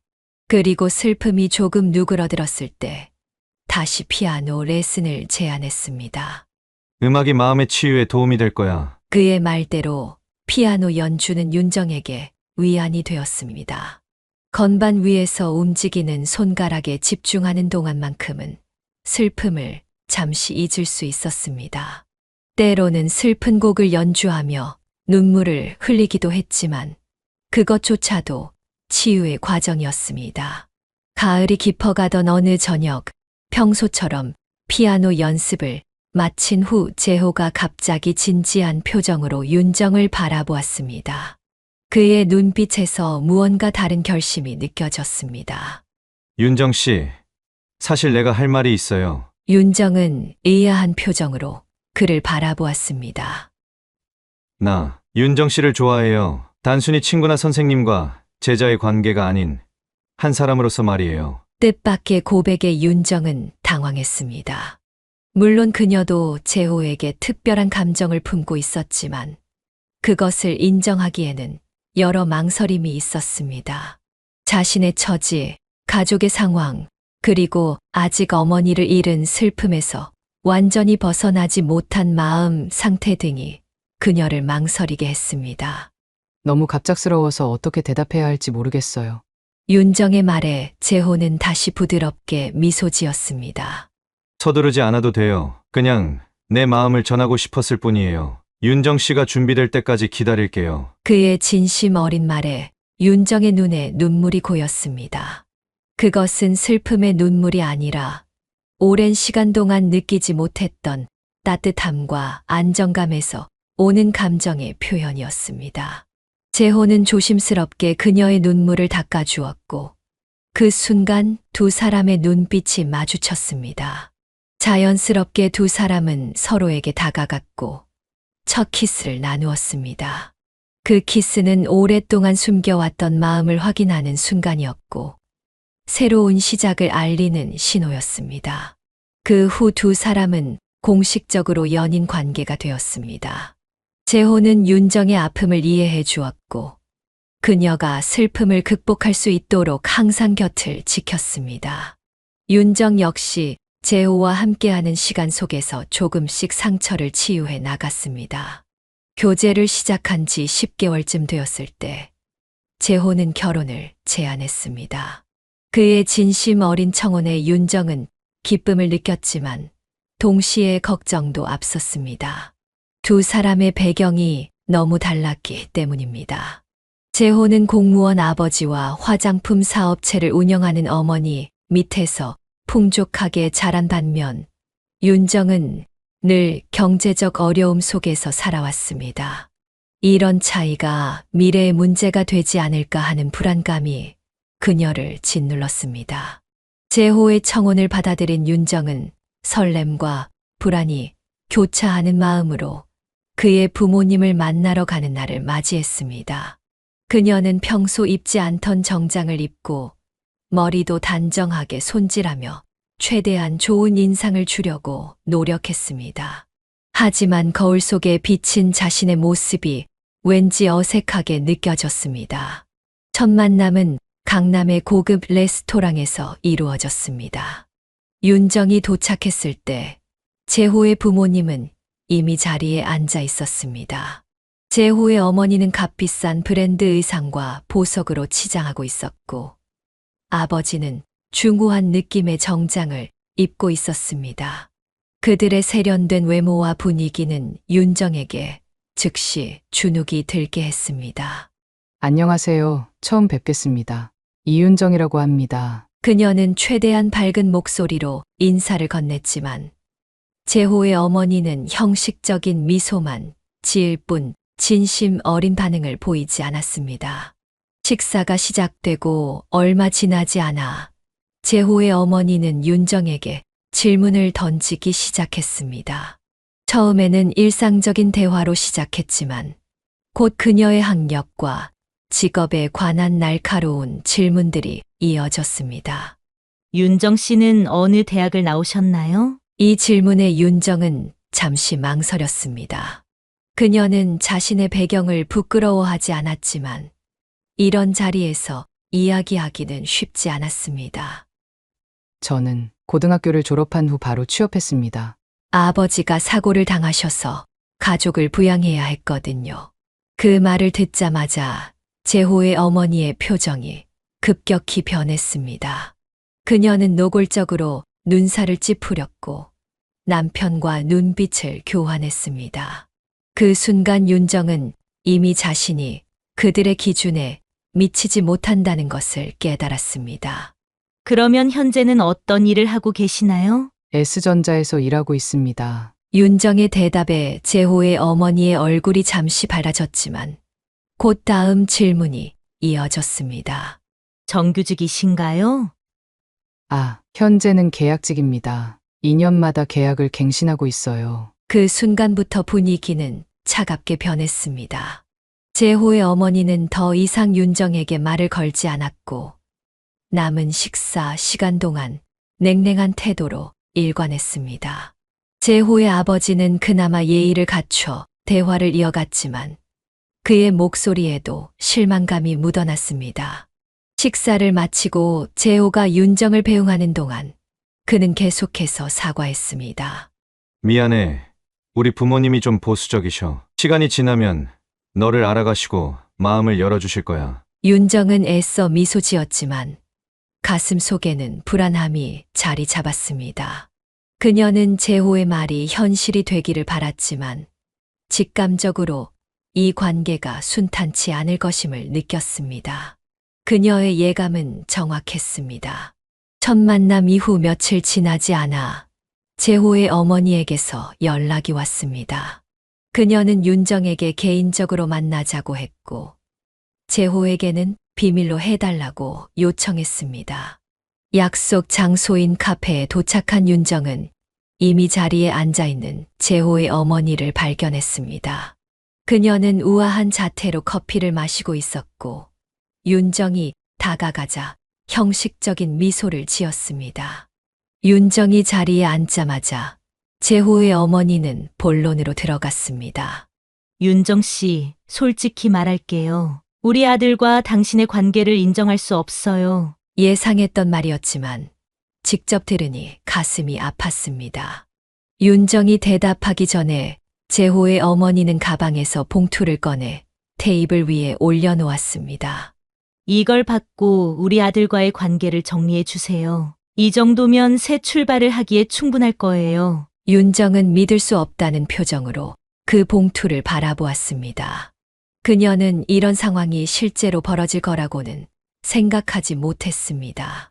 그녀의 자존심이 심하게 상처받았고 분노가 치밀어 올랐습니다.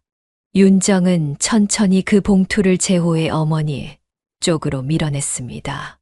죄송하지만 저는 돈으로 거래할 수 있는 사람이 아닙니다. 재호 씨를 진심으로 사랑합니다. 재호의 어머니는 윤정의 단호한 태도에 놀란 듯 했습니다. 그녀는 목소리를 낮추고 위협적인 어조로 말했습니다. 당신 같은 배경의 사람이 우리 가문에 들어온다면 어떤 일이 벌어질지 생각해 봤나요? 끊임없는 비교와 멸시에 견딜 수 있겠어요? 윤정은 침착함을 유지하려 노력했지만 마음속에선 이미 분노가 끓어오르고 있었습니다. 그날 밤 그녀는 모든 일을 재호에게 솔직하게 털어놓았습니다. 재호는 어머니의 행동에 충격을 받았고 즉시 그녀에게 전화를 걸어 강하게 항의했습니다. 어머니가 어떻게 그럴 수 있어요? 윤정은 제가 선택한 사람이에요. 만약 어머니가 우리 관계를 인정하지 않으신다면 저는 집을 나갈 각오도 되어 있어요. 재호의 강경한 태도에 그의 어머니는 일시적으로 물러섰지만 윤정을 향한 그녀의 적대감은 사라지지 않았습니다. 예상치 못한 일이 벌어졌습니다. 윤정이 임신 사실을 알게 된 것입니다. 태동이 느껴지기 시작한 3개월 무렵 그녀는 재호에게 이 소식을 전했고 두 사람은 기쁨의 눈물을 흘렸습니다. 그러나 이 소식이 재호의 부모님에게 전해지자 상황이 급변했습니다. 특히 시아버지의 태도가 크게 바뀌었습니다. 내 첫 손주라면 이제 어쩔 수 없겠군. 두 사람의 결혼을 허락하겠다. 시아버지의 허락으로 결국 결혼식이 진행되었습니다. 화려하지는 않았지만 작은 예식장에서 가족들과 친구들을 초대해 소박한 결혼식을 올렸습니다. 하지만 시아버지는 한 가지 조건을 내걸었습니다. 바로 신혼부부가 시댁에서 함께 살아야 한다는 것이었습니다. 아이가 태어나면 어린 부부가 혼자 키우기 쉽지 않아. 우리 집에서 같이 살면서 우리가 도와주마. 윤정은 내심 독립적인 공간을 원했지만 시아버지의 조건을 거절할 수 없었습니다. 재호도 아버지의 뜻을 거스르기 어려웠고 사실 경제적으로도 큰 도움이 될 것이라 생각했습니다. 그렇게 윤정은 신부의 옷을 입고 시댁으로 들어갔습니다. 처음에는 모든 것이 괜찮아 보였습니다. 시어머니도 남편과 아들 앞에서는 웃는 얼굴로 윤정을 대했고 임신한 며느리를 배려하는 모습을 보였습니다. 우리 며느리 이제 배가 불러서 움직이기 힘들겠네. 무거운 것 들지 말고 필요한 거 있으면 집안일 도와주는 이경 씨한테 말해. 그러나 이런 친절은 남자들이 집에 있을 때만 유효했습니다. 재호와 시아버지가 출근하고 나면 시어머니의 태도는 180도 달라졌습니다. 그녀의 목소리는 차갑게 변했고 말투도 날카로워졌습니다. 윤정이 시댁에서 지낸 지 한 달쯤 되었을 때 시어머니는 가정부를 갑자기 일찍 돌려보내기 시작했습니다. 오늘은 이경 씨가 개인 사정이 있다고 하니 저녁 준비와 청소는 내가 맡아야겠다. 처음에는 이런 일이 가끔 있었지만 점차 빈도가 잦아졌습니다. 윤정은 임신으로 몸이 무거워지는데도 불구하고 넓은 집안을 청소하고 식사를 준비하고 빨래를 하는 등 모든 집안일을 도맡아 해야 했습니다. 더 충격적인 것은 시어머니가 집 곳곳에 설치된 CCTV로 윤정을 감시한다는 사실을 알게 된 것이었습니다. 윤정이 잠시 소파에 앉아 쉬는 모습이 보이면 시어머니는 바로 전화를 걸어 꾸짖었습니다. 지금 뭐 하는 거니? 그렇게 앉아만 있을 시간에 2층 화장실 청소나 하지 그래? 임신 6개월이 되면서 윤정의 배는 더욱 불러오고 몸의 부담도 커졌습니다. 의사는 그녀에게 무리하지 말고 충분히 휴식을 취하라고 권했지만 시어머니는 아랑곳하지 않았습니다. 가장 견디기 힘든 순간은 시어머니가 사람들 앞에서 윤정을 공개적으로 깎아내릴 때였습니다. 한 번은 시어머니의 친구들 모임에 윤정을 데려갔는데 그 자리에서 시어머니는 윤정을 이렇게 소개했습니다. 여기가 우리 며느리예요. 남편 복은 타고났는지 우리 아들을 잘 만났지만 다른 면에서는 아직 많이 배워야 해서 제가 열심히 가르치고 있어요. 친구들은 겉으로는 미소 지었지만 그들의 눈빛에는 경멸이 담겨 있었습니다. 윤정은 그 자리에서 아무 말도 하지 못했고 집으로 돌아오는 길에야 겨우 용기를 내어 시어머니에게 말했습니다. 어머님, 오늘 친구분들 앞에서 저를 그렇게 소개하시는 건 좀 서운했어요. 마치 제가 뭔가 부족한 사람인 것처럼요. 시어머니는 차가운 표정으로 윤정을 바라보았습니다. 내가 거짓말했니? 사실을 말했을 뿐인데 왜 서운해하지? 그 말을 듣는 순간 윤정은 시어머니와의 관계가 결코 나아지지 않을 것임을 깨달았습니다. 그녀는 아무리 노력해도 시어머니의 마음을 얻을 수 없을 것이라는 생각에 절망감을 느꼈습니다. 하지만 그녀는 배 속의 아이를 위해 그리고 남편 재호를 위해 참기로 했습니다. 재호는 직장에서 승진을 앞두고 있었고 지금 가정 문제로 그를 더 힘들게 하고 싶지 않았습니다. 그녀는 언젠가 상황이 나아질 것이라는 희망을 품고 하루하루를 견뎌나갔습니다. 마침내 윤정의 출산일이 다가왔습니다. 분만실에서 진통을 겪는 동안 재호는 그녀의 손을 꼭 잡아주었고 14시간의 고통 끝에 건강한 사내 아이가 세상에 나왔습니다. 아이의 첫 울음소리가 병실에 울려 퍼지자 윤정의 눈에서는 기쁨의 눈물이 흘러내렸습니다. 재호는 감격에 차서 아기를 바라보았습니다. 시아버지도 손자의 탄생 소식을 듣고 병실로 달려와 기쁨을 감추지 못했습니다. 내 손자가 이렇게 튼튼하게 태어나다니. 윤정이 고생 많았어. 첫 손주의 탄생으로 시아버지는 윤정에게 더욱 따뜻한 태도를 보였습니다. 그는 윤정이 산후조리에 집중할 수 있도록 전문 베이비시터를 고용해 주었고 아기를 위한 최고급 용품들을 선물했습니다. 시어머니 역시 겉으로는 손자의 탄생을 기뻐했지만 그녀의 마음 속 깊은 곳에는 여전히 윤정을 향한 적대감이 자리 잡고 있었습니다. 아이가 태어난 지 3개월이 지났을 무렵 윤정은 몸과 마음의 회복을 느끼기 시작했습니다. 베이비시터의 도움으로 육아의 부담도 덜었고 재호와 시아버지의 지지 덕분에 시댁에서의 입지도 조금은 나아진 듯했습니다. 하지만 시어머니는 여전히 자신만의 방식으로 윤정을 괴롭혔습니다. 그런 상황에서 시어머니의 칠순생일이 다가왔습니다. 가족들은 성대한 잔치를 준비하고 있었습니다. 그런데 윤정은 한 가지 심각한 문제를 발견했습니다. 시어머니의 생일이 하필이면 자신의 어머니의 기일과 같은 날이었던 것입니다. 이미 매년 그날이면 친정 가족들과 모여 어머니를 추모하던 윤정에게 이는 큰 고민거리였습니다. 어머님, 죄송한데 한 가지 말씀드릴 게 있어요.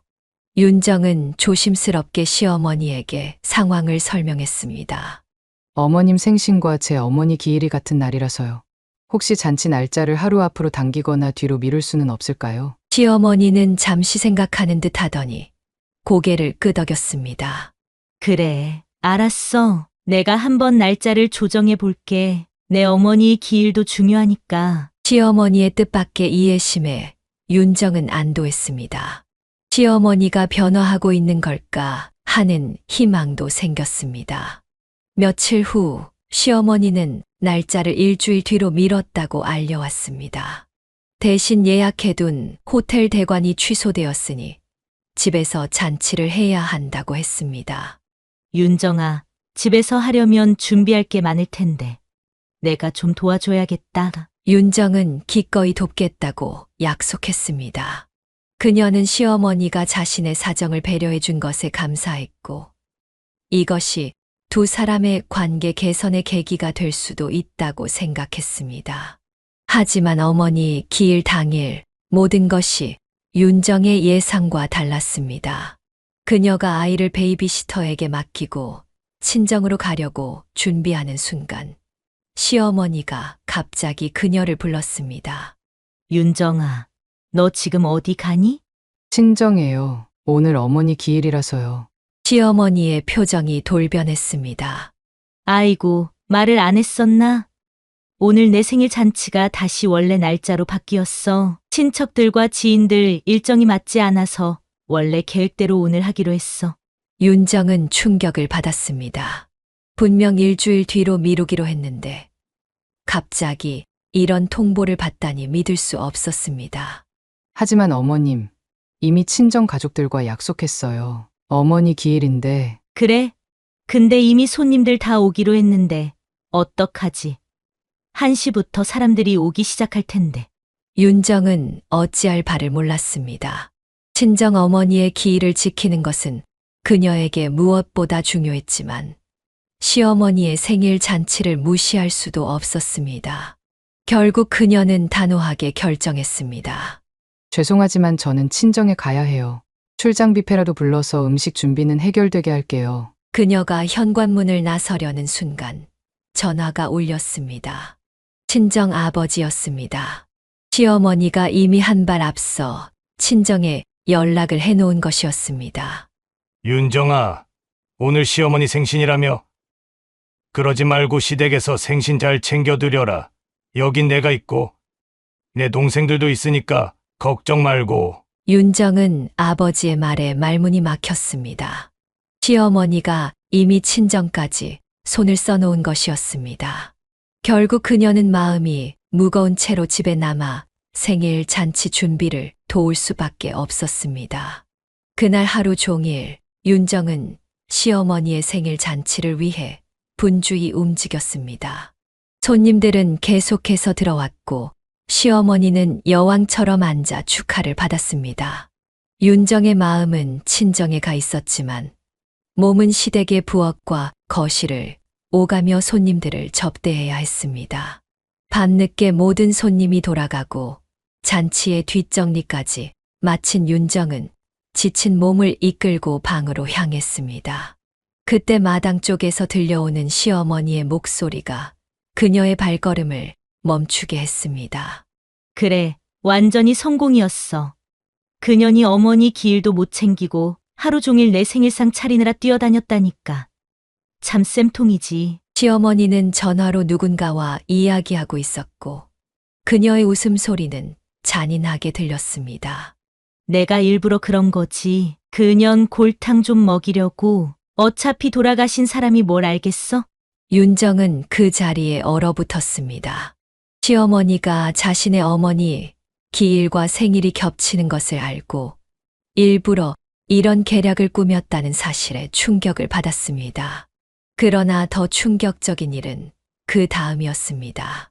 글쎄, 그년 어미가 어떤 여자였는지 뻔하지. 딸을 보면 어미를 알 수 있다고. 무식하고 교양 없고 그런 여자가 낳은 딸이 우리 집에 들어왔으니 내가 얼마나 속이 탔겠어. 진짜 무덤이라도 파헤쳐서 따지고 싶다니까. 윤정의 눈에서 분노의 눈물이 흘러내렸습니다. 자신이 당한 일도 억울했지만 돌아가신 어머니까지 모욕당하는 것은 참을 수 없었습니다. 그녀의 손은 떨리고 가슴은 화로 가득 찼습니다. 복수심이 그녀의 마음을 채우기 시작했습니다. 시어머니의 악랄한 계략과 돌아가신 어머니에 대한 모욕적인 발언을 들은 윤정은 이성을 잃을 것 같았습니다. 그녀는 잠 못 이루는 밤을 보내며 그동안 참아왔던 모든 굴욕과 상처들을 떠올렸습니다. 더 이상은 참을 수 없다는 결론에 도달한 윤정은 차분하게 복수를 계획하기 시작했습니다. 다음 날 아침 그녀는 아이를 베이비시터에게 맡기고 도시 외곽에 위치한 한 흥신소를 찾아갔습니다. 사무실 문을 열고 들어서자 중년의 남성이 의아한 눈빛으로 그녀를 맞이했습니다. 윤정은 잠시 망설였지만 어젯밤 들었던 시어머니의 말을 떠올리며 결심을 굳혔습니다. 제 시어머니에 대해 조사해 주셨으면 합니다. 가능한 한 철저하게요. 흥신소 소장은 고개를 끄덕이며 메모를 시작했습니다. 윤정은 시어머니의 개인정보와 그녀가 운영하는 화장품 회사에 대한 정보를 상세히 제공했습니다. 비용이 만만치 않았지만 윤정에게는 이것이 마지막 기회였습니다. 일주일 정도 시간을 주시면 가능한 모든 정보를 수집해 드리겠습니다. 약속된 날짜에 윤정은 다시 흥신소를 찾았습니다. 소장이 건넨 서류 봉투에는 예상보다 훨씬 충격적인 내용들이 담겨 있었습니다. 시어머니의 화장품 회사는 겉으로는 성공적인 비즈니스로 보였지만 내부적으로는 각종 비리와 불법 행위가 만연했습니다. 세금 탈루, 허위 계약서 작성, 불법 수입 원료 사용 등 다양한 법적 문제가 있었고 그 증거 자료들이 모두 담겨 있었습니다. 더 놀라운 것은 시어머니가 회사 운전기사와 부적절한 관계를 유지하고 있다는 사실이었습니다. 두 사람이 호텔에 함께 들어가는 사진, 차 안에서 친밀한 장면을 포착한 사진 등 명백한 증거들이 있었습니다. 윤정은 이 모든 정보를 들고 집으로 돌아왔습니다. 그녀는 먼저 남편 재호에게 모든 사실을 털어놓기로 결심했습니다. 아이가 잠든 후 그녀는 재호를 거실로 불러 심각한 표정으로 대화를 시작했습니다. 당신에게 꼭 보여줄 것이 있어. 재호는 윤정이 내민 서류를 한 장 한 장 넘겨보았습니다. 처음에는 믿기지 않는다는 표정이었지만 증거가 너무나 명백했습니다. 특히 그의 어머니와 운전기사의 사진을 보았을 때 그는 얼굴이 하얗게 변했습니다.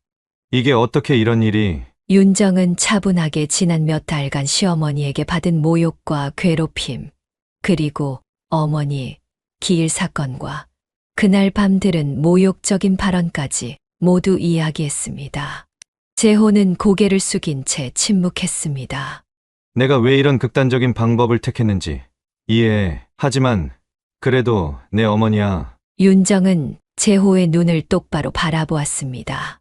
당신이 어떤 결정을 내리든 존중할게. 하지만 나는 더 이상 이대로 살 수 없어. 이건 단순한 며느리와 시어머니의 갈등이 아니야. 내 존엄성과 내 어머니의 명예가 걸린 문제야. 그날 밤 내내 대화한 끝에 재호는 결국 윤정의 편에 서기로 결심했습니다. 그는 어머니의 행동에 실망했고 아내와 아이를 지키는 것이 더 중요하다고 판단했습니다.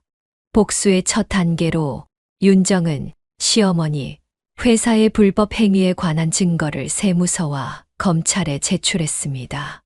일주일도 채 지나지 않아 세무조사관들이 화장품 회사를 급습했고 회계장부와 관련 서류들을 압수했습니다. 회사는 즉시 영업정지 처분을 받았고 시어머니는 조사를 받기 위해 세무서로 소환되었습니다. 두 번째 단계는 가족 내부에서의 폭로였습니다. 시아버지가 친척들을 초대한 가족 모임에서 윤정은 목적을 달성할 기회를 잡았습니다. 식사가 끝나고 담소를 나누는 시간, 그녀는 가벼운 말투로 한마디를 던졌습니다. 어머님은 정말 대단하신 것 같아요.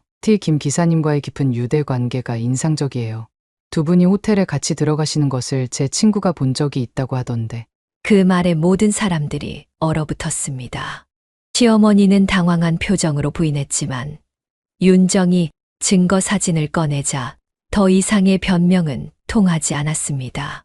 시아버지는 격노했고 그 자리에서 시어머니의 뺨을 때렸습니다. 그는 분노와 배신감에 차서 자리를 박차고 나갔고 친척들도 하나둘 자리를 떠났습니다. 시어머니에 대한 법적 처벌도 이어졌습니다. 세무조사 결과 수십억 원에 달하는 탈세가 확인되었고 회사 자금을 개인 용도로 횡령한 사실도 드러났습니다. 시어머니는 결국 징역형을 선고받았고 한때 번창했던 화장품 회사는 완전히 문을 닫았습니다.